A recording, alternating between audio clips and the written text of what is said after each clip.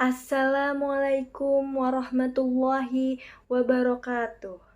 Perkenalkan, nama saya Syahla Cahya Kamila, NIM 1901016042. Di sini saya akan menyampaikan pidato berjudul Sabar dalam menjalankan ibadah puasa di masa pandemi. Yang terhormat kepada Bapak Fahru Rozi selaku dosen pengampu mata kuliah retorika, serta yang terhormat para hadirin dan hadirat yang berbahagia dan teman-teman seperjuangan saya di mata kuliah retorika ini. Puji syukur marilah kita panjatkan kehadirat Allah Subhanahu wa Ta'ala yang telah memberikan beragam kenikmatan. Hanya dengan karunia-Nya lah kita dapat berkumpul di tempat yang baik ini tanpa adanya halangan suatu apapun. Semoga ibadah yang kita sedang jalankan ini dicatat sebagai amal ibadah di sisi Allah Subhanahu wa Ta'ala dan bisa menjadi bekal di akhirat nanti. Amin ya robbal alamin. Selanjutnya, saya sebagai penyampai pidato sudah semestinya saya selalu mengingatkan kepada seluruh masyarakat sekalian dan juga pada diri saya sendiri untuk selalu meningkatkan kualitas takwa kita kepada Allah Subhanahu wa Ta'ala. Peningkatan tersebut dapat kita raih dengan berbagai macam cara dan dengan cara melaksanakan segala perintahnya dan menjauhi segala larangannya. Alhamdulillahirrabbilalamin, kita dipertemukan lagi dengan bulan Ramadan yang penuh istimewa ini. Walaupun puasa tahun ini kita juga masih dalam suasana pandemi COVID-19. Marilah kita renungkan salah satu sabda Rasulullah Sallallahu Alaihi Wasallam, yakni puasalah di bulan melatih kesabaran, yakni bulan Ramadan. Sum syahr al-sabar Ramadan. Jika salah satu hikmah berpuasa adalah melatih kesabaran, maka terlebih lagi berpuasa dalam situasi pandemi saat ini kita benar-benar ditempa untuk menjadi manusia yang lebih banyak bersabar dan menjalankan perintah agama di satu sisi dan menghadapi ujian hidup di sisi lainnya. Dalam ajaran Islam, sabar ada kalanya berhubungan dengan ketentuan takdir Allah Subhanahu wa Ta'ala. Seperti kita sabar menghadapi situasi sekarang ini, sabar juga ada kalanya berhubungan dengan upaya sekuat tenaga untuk bertahan dan tidak goyah menghadapi rayuan setan yang membujuk manusia agar melanggar perintah Allah dan Rasul-Nya. Termasuk sabar pula adalah sabar menjalankan perintah dan beribadah untuk menggapai ridhonya Allah Subhanahu wa Ta'ala. Sebagaimana kita sabar di dalam menjalankan puasa di bulan Ramadan. Puasa adalah menahan sekaligus meredam hasrat dan hawa nafsu yang terdapat dalam diri manusia. Pada seseorang berpuasa dapat dipastikan dirinya sedang bersabar dari segala hal yang dapat membatalkan puasanya. Contohnya seperti makan, minum, berhubungan dengan suami istri semenjak terbit fajar hingga terbenamnya matahari. Seseorang yang berpuasa pada dasarnya sedang berada di puncak kesabaran yang tidak ada batasnya atau tidak ada bandingannya, baik di dunia maupun kelak ketika berhadapan langsung dengan Allah Subhanahu wa Ta'ala pada hari kiamat. Rasulullah Shallallahu Alaihi Wasallam pernah berwasiat kepada para sahabatnya, di antaranya Abu Ummamah, supaya membiasakan berpuasa, sebab tidak ada yang menyamai keagungan ibadah puasa. Begitupun agungnya ibadah puasa hingga Abu Huzaifah pernah meriwayatkan dari Rasulullah Shallallahu Alaihi Wasallam tentang sebuah hadis yang berarti, barang siapa ditutup usianya atau meninggal dunia dalam kondisi menjalankan puasa, maka dia akan masuk surga. Kaum muslimin yang dimuliakan Allah Subhanahu wa Ta'ala, bersabar merupakan sikap terpuji. Orang yang bersabar kedudukannya sangat tinggi di hadapan Allah Subhanahu wa Ta'ala. Mereka yang sabar adalah sangat dekat dengan Allah Subhanahu wa Ta'ala dan dijanjikan akan mendapatkan balasan pahala yang tidak terhingga. Allah Subhanahu wa Ta'ala berfirman dalam surat Al-Baqarah ayat 15. Antara lain yaitu, ya ayyuhallazina amanu sta'inu bis-sabri was-shalah. Innallaha ma'as-sabirin. Yang artinya, wahai orang-orang yang beriman, mohonlah pertolongan kepada Allah dengan sabar dan sholat. Sungguh Allah beserta orang-orang yang sabar.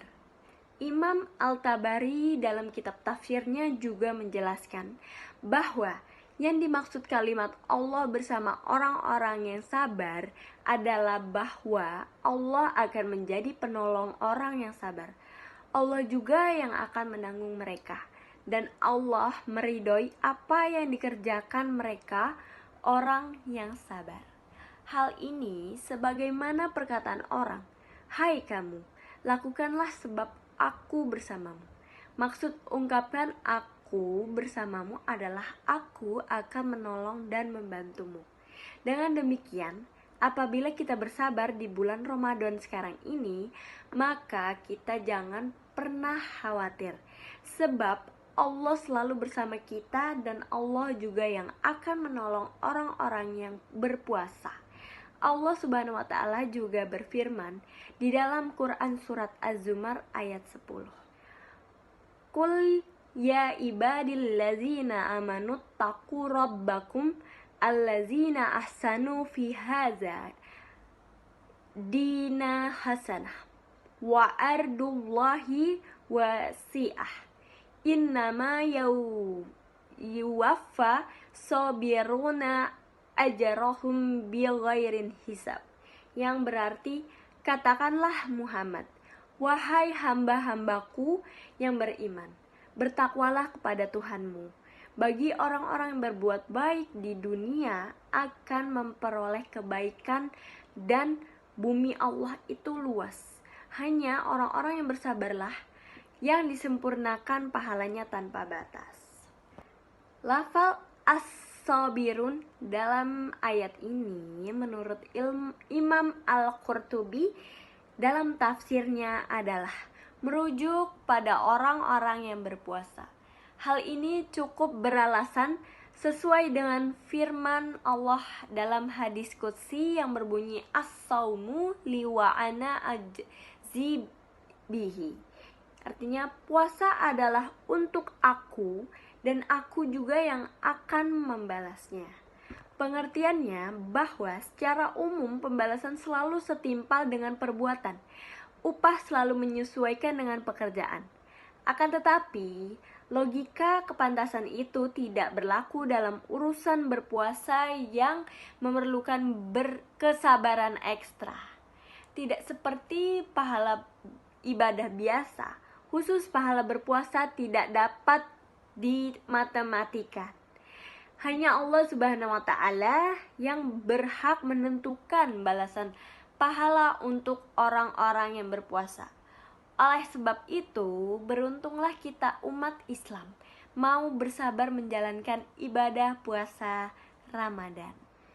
Para saudara kaum muslimin yang berbahagia, sebagai umat Islam yang tinggal di Indonesia, selain kita berpuasa untuk melatih diri menjadi orang yang sabar, juga dalam rangka memperbanyak syukur kepada Allah Subhanahu wa Ta'ala. Syukur dalam arti ikhlas menjalankan ibadah karena Allah, cinta kepada Allah, takut terhadap Allah, disertai mengharap ridhonya Allah. Banyak berzikir menyebut nama Allah. Rasa syukur itu harus selalu kita pupuk sekalipun 2 kali bulan Ramadan umat Islam ini menjalankan ibadah puasa dan lainnya masih dalam masa pandemi corona. Namun kali ini tampaknya di Indonesia prosedurnya lebih longgar. Dengan diizinkannya sholat berjamaah, sholat tarawih di masjid, dan sebagainya di masjid-masjid maupun di musola yang berada di zona hijau ataupun kuning. Dengan keharusan penerapan protokol kesehatan secara ketat dan pembatasan kapasitas tempat. Beruntunglah umat Islam di Indonesia, sebab kesempatan ini tidak didapati oleh semua umat Islam di Indonesia. Pada bulan Ramadan tahun ini, ada negara-negara yang memutuskan untuk memberlakukan pembatasan pada sholat tertentu, seperti sholat tarawih, sholat berjamaah. Bahkan ada pula yang memutuskan untuk melarang sepenuhnya pelaksanaan sholat berjamaah di masjid. Sebagai contoh, pada puasa tahun ini, umat Islam di Maroko tidak dapat melakukan sholat tarawih di masjid setelah pihak berwenang memutuskan untuk memperpanjang jam malam dan memberlakukannya di bulan Ramadan dari jam 8 malam menjadi jam 6 pagi. Tidak hanya Maroko yang mengambil keputusan ini, ada juga negara Tunisia, Yordania, Qatar, dan Oman. Yordania mengambil keputusan yang lebih ketat untuk melarang sholat maghrib berjamaah, sholat isya berjamaah, dan sholat rawih berjamaah. Serta tidak lain juga, yaitu serta sholat Jumat juga tidak boleh dilakukan di masjid. Keputusan pemerintah ini menimbulkan ketidakpuasan di antara kelompok-kelompok di jalan Yordania. Sementara negara Tunisia memutuskan untuk melarang sholat berjamaah di waktu maghrib dan isya, serta sholat tarawih juga. Adapun Qatar juga melarang penduduknya melakukan sholat tarawih berjamaah di masjid. Negara di Timur Tengah yang memutuskan untuk tidak melarang sembahyang di masjid adalah Arab Saudi. Pemerintah setempat membolehkan sholat tarawih sekalipun dengan mempersingkat waktunya, dan melarang iktikaf, buka puasa, dan sahur bersama. Sementara itu, Mesir memutuskan memberlakukan persyaratan ketat agar jamaah bisa menghadiri tarawih di masjid, termasuk menutup toilet dan tempat wudhu di areal masjid. Jadi, kita sebagai masyarakat Indonesia yang beragama Islam berada di zona hijau ataupun kuning, tahun ini patut merasa bersyukur sebab diberikan kelonggaran beribadah di bulan puasa melebihi apa yang diterima oleh penduduk di negara Islam lainnya. Wujud rasa syukur itu kita buktikan dengan menjalankan puasa di siang harinya dan mendirikan sholat sunat tarawih di waktu malamnya, serta memperbanyak amalan-amalan sunnah seperti memperbanyak tadarus Quran, beritikaf, bersedekah, dan lain sebagainya. Ingat, tapi semua itu tetap dijalankan dengan menerapkan protokol kesehatan yang ketat dan membatasi kapasitas tempat agar bisa saling menjaga jarak. Rasulullah Shallallahu Alaihi Wasallam bersabda, "Man soma Ramadan imanan wasiban gufiro lahu taqazana min zambihi." Artinya yaitu barang siapa berpuasa di siang harinya Ramadan dengan keimanan dan keikhlasan, maka akan diampuni dosa-dosanya yang terdahulu. Mudah-mudahan Allah Subhanahu wa Ta'ala senantiasa menjaga kita, melindungi keluarga kita agar tetap sehat, aman, dan tentram dalam menunaikan ibadah puasa dan menunaikan ibadah-ibadah sunnah lainnya di bulan yang sangat mulia ini. Kita berharap semoga dosa-dosa kita diampuni oleh Allah Subhanahu wa Ta'ala. Baik para hadirin yang berbahagia, sekian khutbah dari saya. Mohon maaf apabila ada kesalahan kata. Saya akhiri dengan Assalamualaikum warahmatullahi wabarakatuh. Terima kasih semuanya. Marhaban ya Ramadan.